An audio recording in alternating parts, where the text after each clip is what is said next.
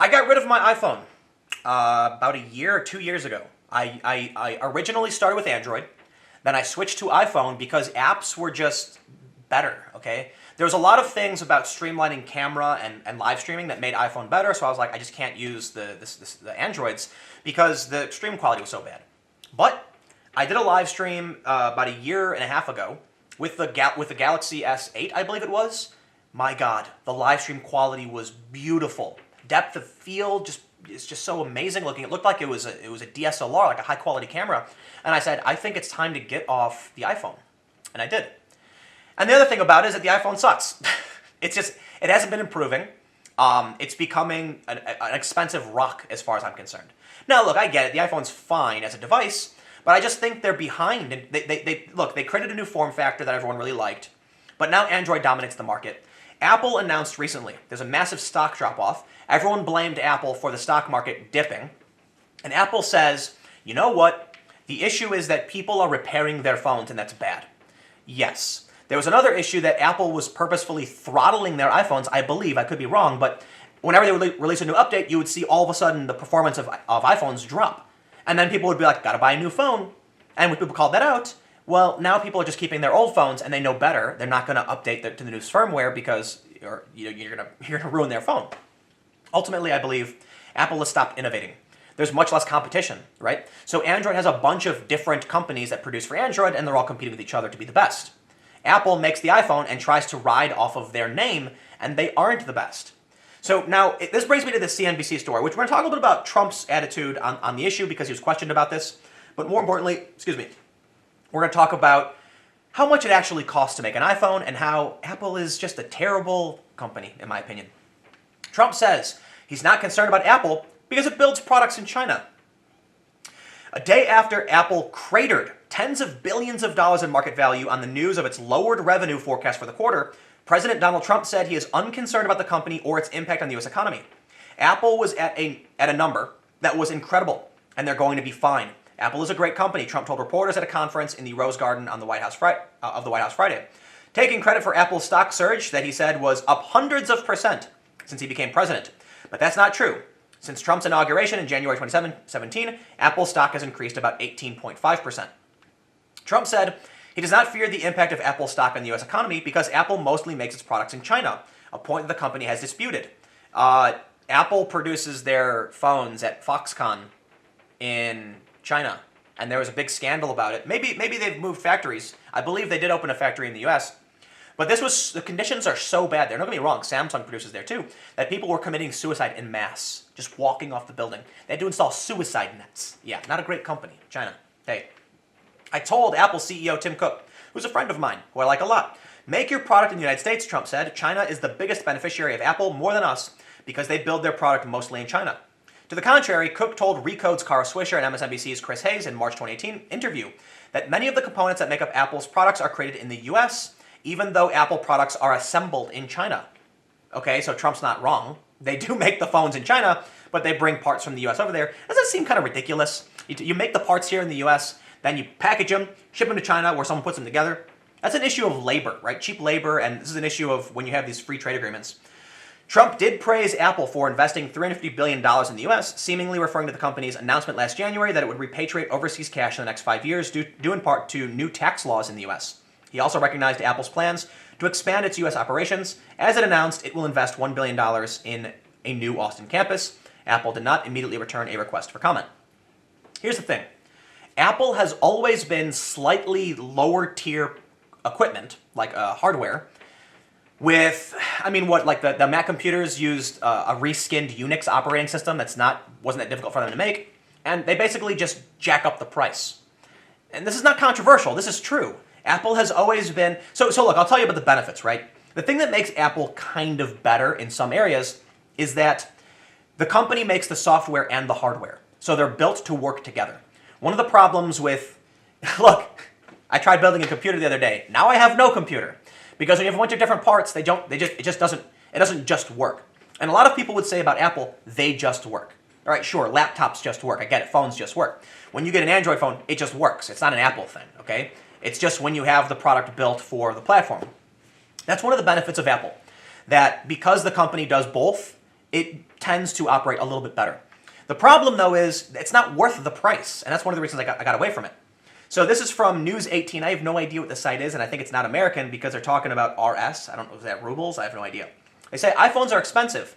Cost RS $31,000 to make an iPhone XS Max, and Apple asks you upwards of $1 million, I think. The numbers are weird. At a time when there is a whole debate on why iPhones are expensive, it is a good time to revisit how much it costs to make an iPhone and how much Apple wants you to pay for one. Now just don't worry. They have US currency here to explain just what's going on. They say that it costs to make the Apple iPhone XS Max $443. To make the Apple iPhone X, it costs $395. And what do they sell them for? Upwards of $1,000. $1,000. So I'll tell you what. They do this launch for the X. $1,000 phone, $1,100, $1,200 phone. And they're concerned whether or not people will buy them. Guess what? People didn't buy them. They bought the cheaper versions. Look, there is a threshold at which point people aren't going to want to buy your product. And Apple thinks they can charge more than a 50% margin on their products. Well, guess what happens? Their stock tanked because they're not selling products anymore. Because maybe people don't want to spend over $1,000 on a phone. What they're betting on is that a lot of these, with contracts going out the window, everyone's financing their phones. You know, you go to T-Mobile, you say I want the iPhone, they'll say it's $20 a month. That's reasonable to the average person, and then you slowly pay it off, and there you go. I think Apple's betting on that, and that's why they jacked the prices up. But I don't think it works out, especially when you realize just how much it really costs. Apple current lineup of iPhones, including an update on last year's iPhone X, called the iPhone XS for a starting price of $999, and the budget-minded iPhone XR that starts at $749. At a time when there is a whole debate on why iPhones are expensive, it's a good time to revisit how much it costs to make an iPhone and how much Apple wants you to pay for one. We take the example of the iPhone XS Max this time, the largest screen in an iPhone ever. This has a 6.5-inch OLED display. The iPhone XS Max offers the same design as its predecessor, but flaunts the second-gen OLED screen from the company. It costs $443 to make. No wonder, then, that people aren't rushing to upgrade to the new phones, and hence Apple has cut the quarter's revenue estimates. And now their stock is tanking, and it's bad for everybody else. I personally blame. I blame Apple to an extent. Tech stocks have been volatile. The stock market has been very volatile, and it doesn't help when iPhone just stopped innovating. One of the really funny jokes is that Apple comes out with a stylus for the iPad or whatever, and it like plugs into the USB or something, and then people take that and juxtapose it with Steve Jobs, rest in peace, when he says, Who wants to use a stylus? Use your finger. Who wants to use a stylus? And he says something like, when companies start marketing more than producing, they go under. And here we are. What has iPhone done? What has Apple done that's been interesting? Sure, when the iPod came out, everyone went, whoa, and then Apple shot up in value. Then people started buying Macs, and that was the most annoying thing to me in the world, okay? College friends of mine, 10, 12 years ago, going, I want to buy a MacBook. And I'm like, dude, why? They're $1,000. They're like, they just work. And I'm like, yeah, dude, you can buy a $300 laptop with the same specs. It just works too. Oh, but I want to use Mac software. What are you talking about? You don't know what you're talking about. You watch some commercial with Justin Long, and now you're wasting your money. And they would go, my student loans paid for it. And I'm like, oh my God. And now what happens? These same people have student loan debt, and they're asking the government for forgiveness. Saying, government, you need to forgive my student loan. You bought a MacBook for no reason because the guy on the TV told you to, okay? That's not smart. And the other really frustrating thing, I don't like Apple. I really, really don't like the company. The other frustrating thing is a friend of mine was going to school for video editing, and they said, you have to use Mac. And I said, and she asked me about it. She's like, yeah, they want me to build a Mac tower. And I was like, ooh, that's going to be expensive. Why would you do that? Build a Hackintosh, right? Hackintosh is when you take CPU parts but install the Mac operating system. She's like, okay, I'll see what I can do. Apparently, her professor, said, no way. No way you can't do that. You need a streamlined Mac machine. And she said, it's because they want them to use Final Cut Pro, which is an editing software that was very popular a while ago. And I said, why would you use Final Cut Pro when the industry uses either Premiere or Avid? Okay, if you're not familiar, this is other software. And she said, I don't know. And I'm like, dude, Final Cut Pro's old. People don't use it anymore. People have been switching to the Adobe suite because Adobe has a bunch of different programs and they can all interact with each other, right? So I use a few different programs. I use Audition for audio. I use Premiere for editing. I use Media Encoder for rendering. And I sometimes use Illustrator. And you can easily just load files between each other like that. You can't do that with other programs. And so when I worked at Advice, I worked at these other companies, that's what they would do. It's cheaper, okay? The equipment is better. Apple has just always done this. They've tried getting by on producing inferior quality products with good marketing. And here they are. I think their time has come. They've hit their peak. And since Steve Jobs passed, they don't have the mind to calculate and to build and expand.